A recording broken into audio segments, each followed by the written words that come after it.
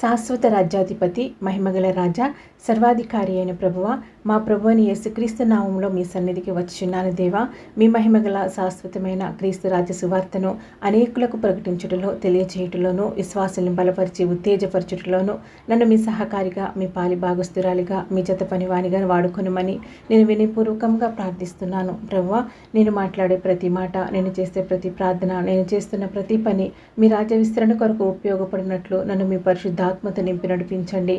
నా స్వార్థం కాదు, నా పేరు కాదు, మీ నామమే మహిమ పొందినట్లు నా జీవితాన్ని మీ చేతుల్లో ఉంచుచున్నాను. దేవా, నిరుత్సాహంలో ఉన్న వారిని ఉత్తేజపరచుటకును, విశ్వాసం కోల్పోతున్న వారిని బలపరచుటకు, నిరీక్షణ కోల్పోయిన వారికి నిరీక్షణ కలిగించేటట్లు చేసే మీ వాక్యాన్ని అందించడానికి, వారి కొరకు ప్రార్థించడానికి నన్ను ఒక సాధనంగా వాడుకోండి.